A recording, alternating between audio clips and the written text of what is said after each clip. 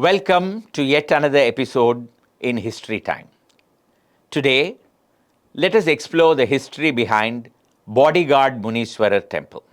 There are several Muneeswaran temples in the city. You will find them under trees and under worship. But there is none so popular as the Bodyguard Muneeswarar temple. Let us look at the history behind it.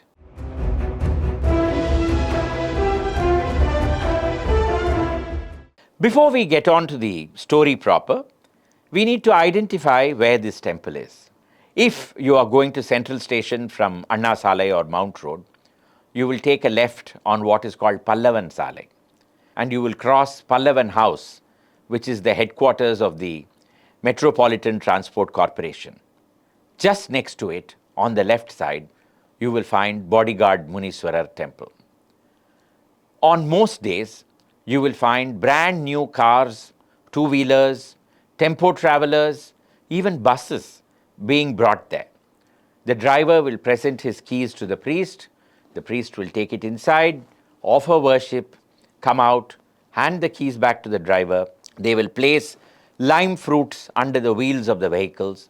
The driver will then drive the vehicle over them and go off. It is believed that praying at the Bodyguard Muneeswarar Alayam protects the body of the vehicle from accidents. Therefore, it protects the body of the driver and the bodies of the passengers from any kind of injury. Such is the power of Bodyguard Muneeswarar. The story of how this deity came to be associated with the word bodyguard is most interesting, and it goes back to the arrival of the British in Madras. They came here in 1639, as is well known, and they constructed Fort St. George. In the initial years, the governor resided inside the fort. But gradually, there came about a search for a weekend retreat for the governor, and also possibly a place where he could be away from the crowds of the city. Sometime in the early 18th century, they identified a suitable location in Pedanayakanpeta in Georgetown, and that is where the company's garden house was built, and that is where the governor went to relax. Then the French came in 1746, occupied Madras for 3 years, and when they left much of the city, the fort, and the company's garden house in ruinous condition. The search therefore began for the British, once again for a suitable residence for the governor. In the 1750s, the property belonging to the Medra or the Medeiros family, a very well-to-do Portuguese family, which was located at the intersection where Chepauk meets Anna Salai, was identified, and that became the location for the governor's weekend retreat.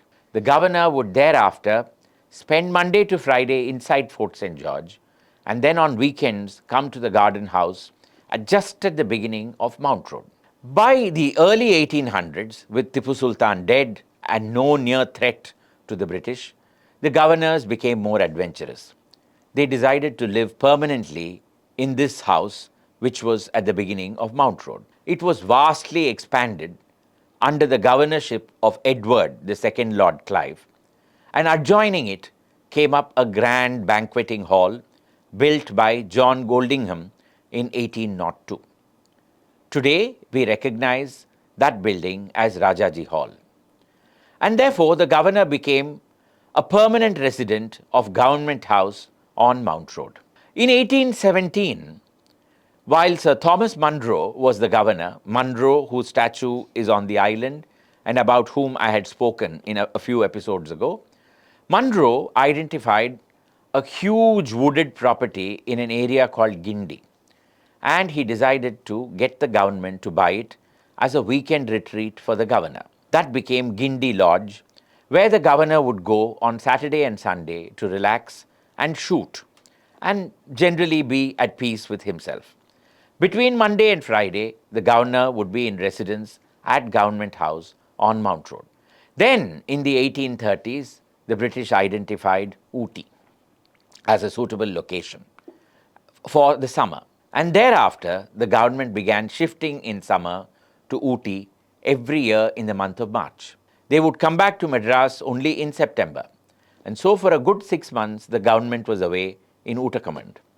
And the governor had a huge building built for himself over there as well.